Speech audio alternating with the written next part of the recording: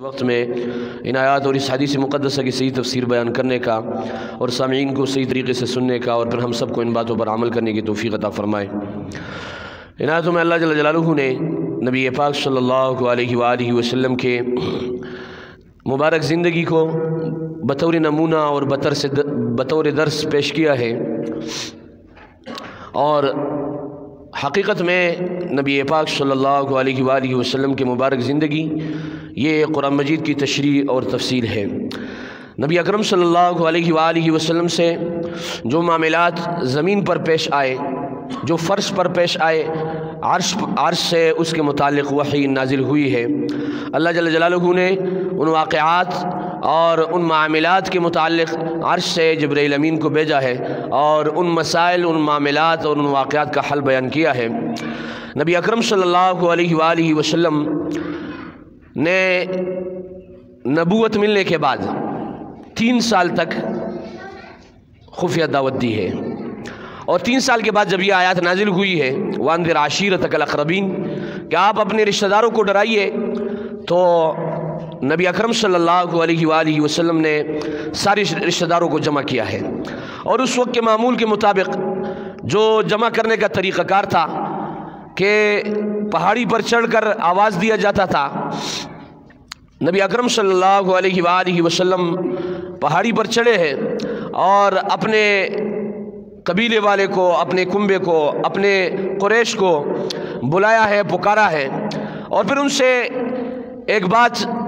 ایک عہد لیا ہے، اور علماء نے لکھا ہے کہ اگر کوئی شخص اپنے آپ کو کسی عہدے کے لیے، کسی منصب کے لیے پیش کرے، سب سے پہلے اسے اپنے ماضی کا حوالہ دینا چاہیے۔ نبی اکرم صلی اللہ علیہ وآلہ وسلم اس پہاڑی پر چڑھ کر اپنے کنبے اور اپنے قبیلوں کو جب انہوں نے پکارا اور جب وہ جمع ہوئے ہیں تو نبی اکرم صلی اللہ علیہ وآلہ وسلم نے فرمایا فَقَدْ لَبِثْتُ فِيكُمْ عُمْرًا مِّن قَبْلِي، آپ میں نے 40 سال گزارے ہیں، آیا آپ نے مجھے کیسے پایا ہے؟ سب نے بیک زباں ہو کر کہا آپ کو ہم نے صادق اور امین پایا ہے۔ تو نبی اکرم صلی اللہ علیہ وآلہ وسلم نے ان سے پوچھا ہے کہ اگر میں آپ سے کہوں اس پہاڑی کے پیچھے سے ایک لشکر آپ کے اوپر حملہ آور ہونے والا ہے، آپ میری تصدیق کرو گے؟ سب نے کہا بالکل کریں گے، آپ نے آج تک جھوٹ نہیں بولا، بالکل آپ کی تصدیق کریں گے۔ تو آقا دو جہاں سردار انبیاء محمد عربی سب کہو صلی اللہ علیہ وسلم۔ دیکھیں نبی اکرم صلی اللہ علیہ وسلم کا نام آئے تو صلی اللہ علیہ وسلم کہنا چاہیے۔ اس پر یہ صلی اللہ علیہ وسلم جو ہم کہہ رہے ہیں 10 رحمتیں اللہ رب العزت کی طرف سے ہمارے اوپر نازل ہوتی ہے۔ تو نبی اکرم صلی اللہ علیہ وآلہ وسلم نے فرمایا کہ قولوا لا الہ الا اللہ تفلحون، لا الہ الا اللہ کہو کامیاب ہو جاؤ گے۔ تو انہوں نے سب سے پہلے وہی شخص جس سے نبی پاک صلی اللہ علیہ وآلہ وسلم کی پیدائش پر، جس سے نبی اکرم صلی اللہ علیہ وسلم کی آمد پر، جس سے نبی اکرم صلی اللہ علیہ وآلہ وسلم کے دنیا میں تشریف لانے پر لونڈی اور باندی کو آزاد کیا تھا، اس کا نام ہے ابو لہب۔ اس نے پتھر اٹھایا اور نعوذ باللہ وہ جملہ کیا ہے؟ تبت لک یا محمد لہذا جمعتنا، کہ نعوذ باللہ ہلاکت ہو آپ کے لیے محمد، اس کے لیے آپ نے ہمیں جمع کیا تھا کہ 360 بتوں کو ہم چھوڑ کر ایک اللہ کی عبادت کرنے لگ جائیں۔ انہوں نے تو خانہ کعبہ میں 360 بت رکھے تھے۔ یہ بت کاروبار کے لیے ہے، یہ بت رشتے میں رکاوٹ کے لیے ہے، یہ بت جو ہے اگر آپ سفر پر جا رہے ہو اس سے آپ مدد طلب کرو، یہ بت آپ کی اولاد نہیں ہوتی ہے اس سے آپ مدد طلب کرو، یہ بت فلاں معاملے کے لیے ہے، یہ بت فلاں معاملے کے لیے ہے۔ جتنے معاملات تھے سارے بتوں پر منقسم کیے تھے۔ اب نبی اکرم صلی اللہ علیہ وآلہ وسلم نے فرمایا ان بتوں کو چھوڑو، لا الہ الا اللہ کہو کامیاب ہو جاؤ گے۔ تو سب سے پہلے ابو لہب نے نعوذ باللہ نبی پاک صلی اللہ علیہ وآلہ وسلم کی طرف پتھر پھینکا ہے اور کہا تبت لک یا محمد لہذا جمعتنا، کیا آپ نے ہمیں اس بات کے لیے جمع کیا ہے ہم ان 360 بتوں کو چھوڑ کر ایک اللہ کی عبادت کریں؟ جب نبی پاک صلی اللہ علیہ وسلم کی شان میں اس نے گستاخی کی، فوراً اللہ رب العزت نے جبرائیل امین کو بھیجا، وحی نازل ہوئی تبت یدا ابی لہب وتب ما اغنى عنه ماله وما كسب ابو لہب کے ہاتھ ہلاک ہو جائے جس ہاتھ سے اس نے نبی پاک صلی اللہ علیہ وسلم کے طرف پتھر پھینکا ہے۔ خود حضور پاک صلی اللہ علیہ وآلہ وسلم کے شان میں جب گستاخی ہوئی، عرش معلیٰ سے وحی آئی، تبت یدا ابی لہب وتب ما اغنا عنہ مالہ وما کسب۔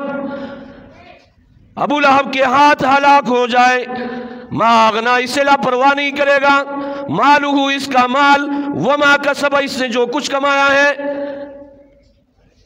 سیصلا نارا ذات لہب، جو نبی اکرم صلی اللہ علیہ وسلم کے شان میں گستاخی کرے گا، اللہ رب العزت فرما رہے، دنیا میں فیصلہ سنا رہے، سیصلا نارا آگ میں جائے گا، ان قریبی آگ میں داخل ہوگا۔ اللہ رب العزت فرما رہے اکیلے نہیں جائے گا، وامرأتہ اس کی بیوی بھی اس کے ساتھ جائے گی۔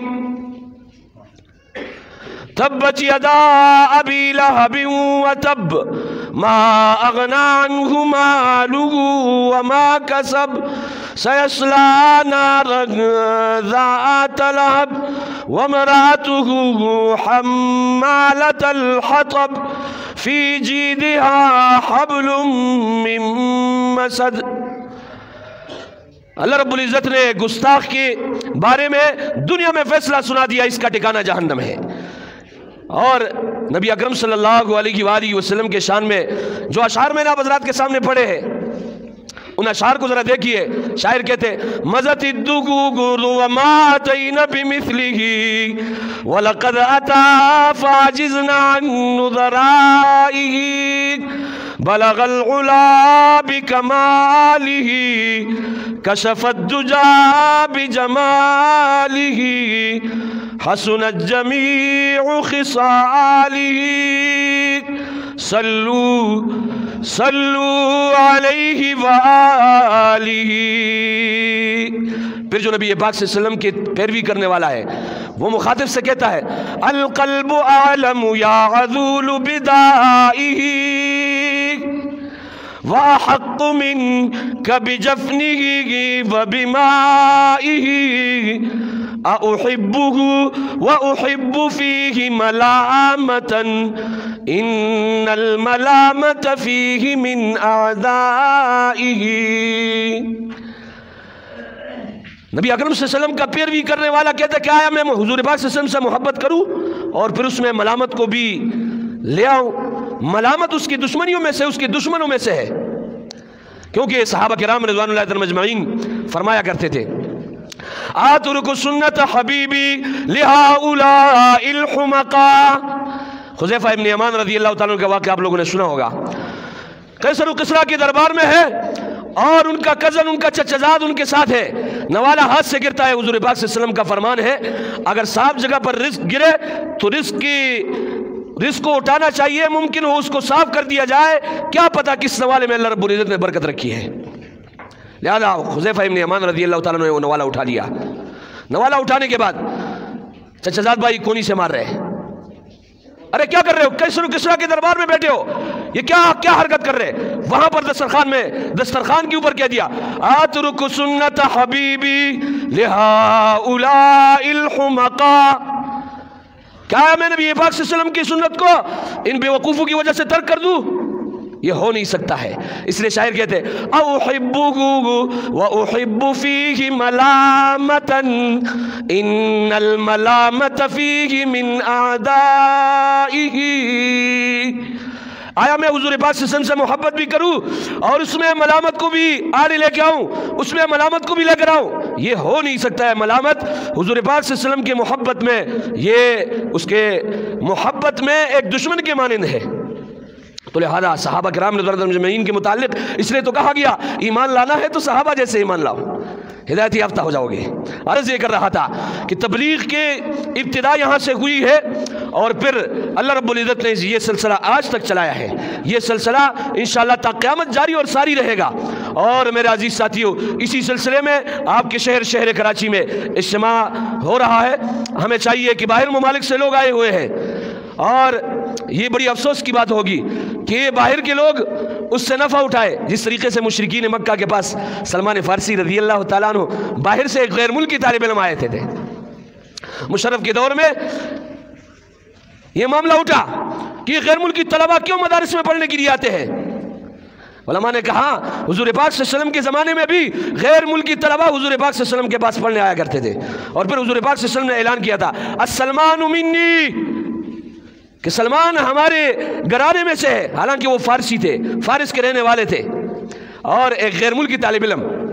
تو اگر غیر ملک سے لوگ اس اجتماعات کے لیے آئے اور ہم شہر کراچی میں رہتے ہوئے وہاں نہ جائے تو واہ ناکامی، متاع کارواں جاتا رہا، کارواں کے دل سے احساس زیا جاتا رہا۔ عربی کے شاعر کہتے ہیں اسفی علی اسف الذی دلہتنی عن علمہ فبہ علی خفا، کہہ رہے پھر افسوس اس افسوس پر جس افسوس کی وجہ سے مجھے رہنمائی ہوتی تھی۔ یعنی انسان کو جب جھٹکا لگتا ہے، کوئی حادثہ واقع ہوتا ہے، اس حادثے پر وہ افسوس کرتا ہے، لیکن اتنے حادثات آنے کے بعد جب انسان افسوس کر کے وہ افسوس اس کا فطرت ثانیہ بن جاتی ہے، تو یہ شاعر کہتا ہے کہ افسوس میری فطرت ثانیہ بن چکی ہے، اب میں افسوس کروں بھی تو اس افسوس کا احساس ہی نہیں ہوتا ہے۔ لہذا اس اجتماع میں ہمیں شرکت کرنا چاہیے، اور دین کے جتنے معاملات ہیں جب بھی ہمارے الحق للقریب ثم للبعید، اور اگر اس شہر میں ہو سب سے زیادہ حق ہم پر ہے۔ اللہ رب العزت سے دعا کرے جو کچھ کہا گیا سنا گیا اس کو سمجھنے، اس پر عمل کرنے کی توفیق عطا فرمائے۔ وآخر دعوانا ان الحمد للہ رب العالمین۔